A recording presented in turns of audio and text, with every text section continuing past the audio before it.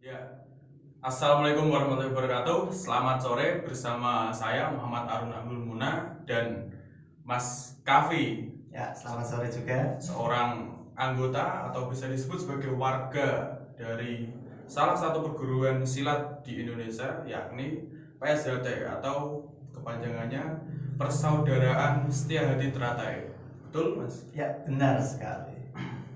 Nah, kita tahu bahwa dunia persilatan saat ini mengalami perkembangan yang cukup pesat, terutama ketika orang-orang mulai mengenal secara luas ketika Asian Games 2019 oleh sesosok yang bernama siapa, Mas?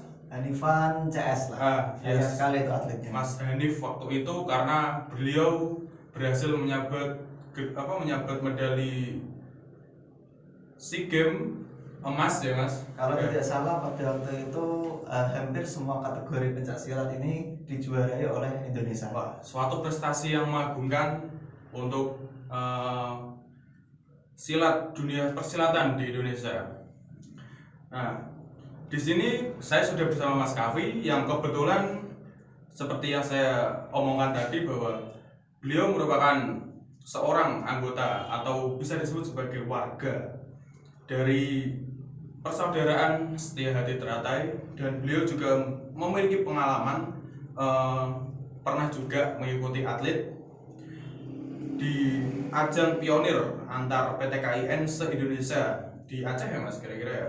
Tahun 2017. Tahun 2017. Kita tahu bahwa silat itu bisa disebut sebagai suatu kesenian karena gerakan-gerakannya mengandung suatu estetika yang begitu mengagumkan dan khas, tentunya khas, dan hanya dimiliki oleh perguruan ini. Nah, bagaimana sih, Mas, sejarah sejarah dari PSHT itu seperti apa kira-kira? Kalau Sejarah kita berdirinya gitu. melihat dari sejarah ya, Persaudaraan Setia Hati Teratai ini didirikan oleh beliau, salah seorang pahlawan nasional, yaitu Ki Hajar Harjo Utomo pada tahun 1922. Ki Hajar Harjo Utomo ini merupakan murid dari Eyang Suro Diwiryo yang merupakan pendiri SH Setia Hati. Jadi Ki Hajar ini meminta izin kepada Eyang Suro untuk mendirikan pencak silat, ya, pencak silat yang bisa dipelajari oleh semua kalangan. Karena waktu zaman Hindia Belanda itu pencak silat hanya diajarkan ke orang-orang yang punya kasta bangsawan, orang-orang keraton, orang-orang pemerintahan, dan mereka yang hanya bisa mempelajari pencak silat. Sementara orang-orang awam ini nggak bisa, Mas. Oh, jadi untuk akses ke persilatan waktu itu Ya, cukup rumit ya, cukup susah ya? Ya, orang-orang tertentu berarti ya. Untuk orang awam bisa belajar itu susah. Paling tidak mereka harus punya gelar Raden agar bisa mempelajari pencak silat ini. Orang awam seperti kita dulu nggak bisa. Maka dari itu tercetuslah ide dari Ki Hajar Harjo Utomo ini untuk mendirikan pencak silat yang dapat dipelajari oleh semua kalangan. Pada waktu itu maka berdiri yang disebut dengan SHSPC, PSC, maaf, Pemuda Sport Club.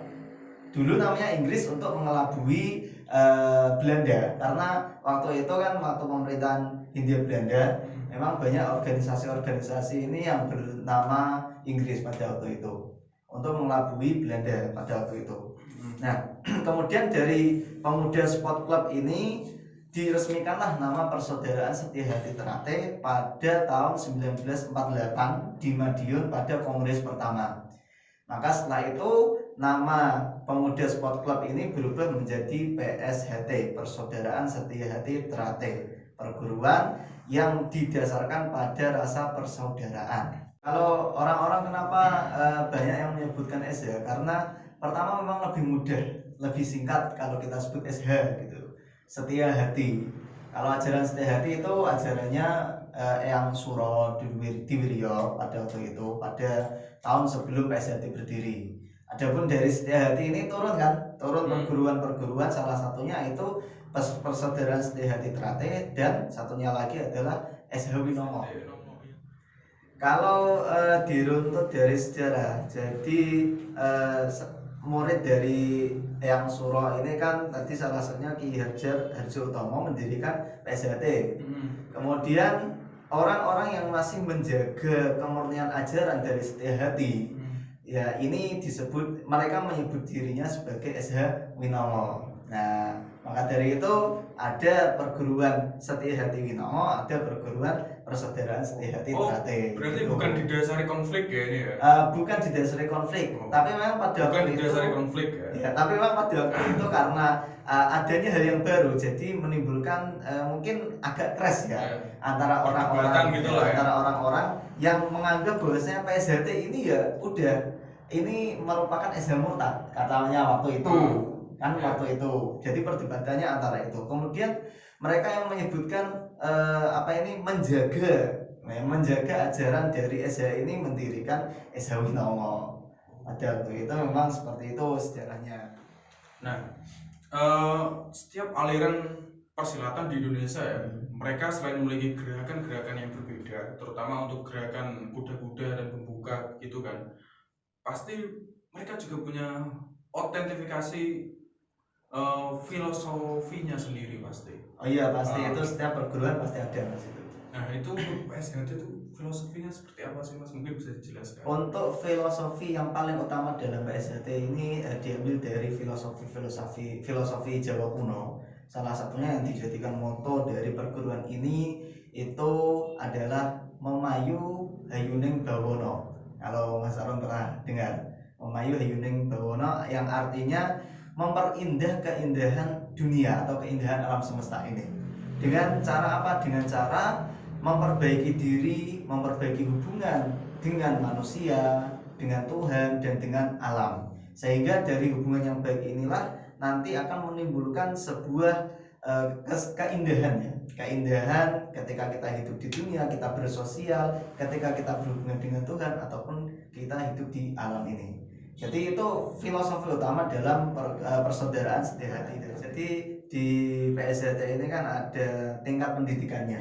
Dari mulai yang pertama tingkat polos, kemudian tingkat sabuk jambon, sabuk hijau, sabuk putih, sampai sabuk mori. Jadi tiap tingkat pendidikan ini ada hal-hal yang dipelajari, mulai dari gerak jurus, kemudian senjata, dan filosofi-filosofi dalam kehidupan ini dipelajari semua dalam PSHT.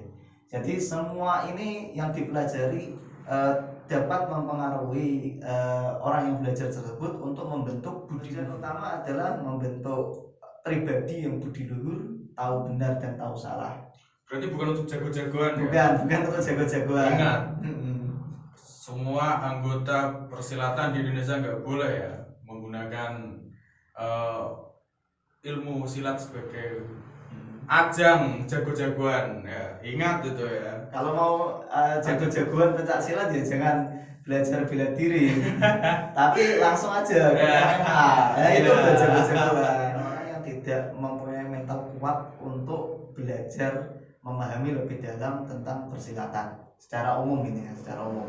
Kemudian yang kedua, image di masyarakat bahwasanya persilatan ini mengandung ilmu-ilmu yang nggak wajar, atau bisa dikatakan ilmu yang sesat lah ya, di luar nalar, sesat, mistis, kemudian gitu ya. Mistis, syirik, ini banyak yang mengatakan seperti itu. Jadi orang tua yang beranggapan seperti itu pada akhirnya melarang anaknya, kamu jangan ikut pencak silat, kamu nanti diajari ini, itu sesat. Nah, banyak gitu. Kenyataannya gimana? Ya, kalau mengenai hal ini sebenarnya bisa kita luruskan bahwasanya pencak silat ini tidak mempelajari tentang ilmu sesat atau ilmu-ilmu yang syirik lah dikatakan. Dengarkan yang masih ragu itu terhadap pencak silat di Indonesia yang katanya aneh-aneh gitu ya.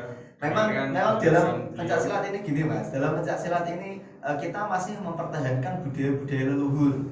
kebiasaan-kebiasaan leluhur. Misal seperti ini, dalam PSHT ini kalau tiap tanggal 1 Suro atau bulan Suro, ini pasti kita mengadakan kegiatan-kegiatan seperti satu, biasanya tuh cuci pusaka, cuci mori gitu ya. Kemudian pengesahan warga baru. Ini dilakukan tiap Suro. Kita menganggap bahwasanya bulan Suro ini bulan yang penuh berkah.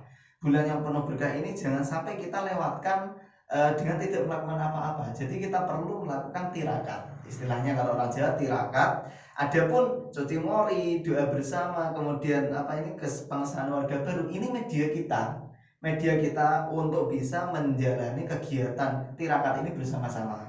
Gitu. Seperti tradisi Jawa yang masih kental waktu zaman dulu ya. Iya, dan tujuannya tetap satu Mas, yaitu untuk mensucikan diri, mendekatkan diri kepada Yang Maha Kuasa. Itu tujuannya. Jadi nggak ada kok kemudian cuci mori dikira morinya ini ada pacarnya atau ada programnya. Nggak seperti itu ya. Ada yang berpikiran aneh-aneh diubah mindsetnya ya. Wah bahaya itu kalau dipertandingkan. Oh ya, terima kasih atas waktunya Mas. Karena udah menyempatkan diri menyempatkan diri ngobrol bareng saya. Dan karena waktunya udah selesai, terima kasih. Wassalamualaikum warahmatullahi wabarakatuh. Waalaikumsalam.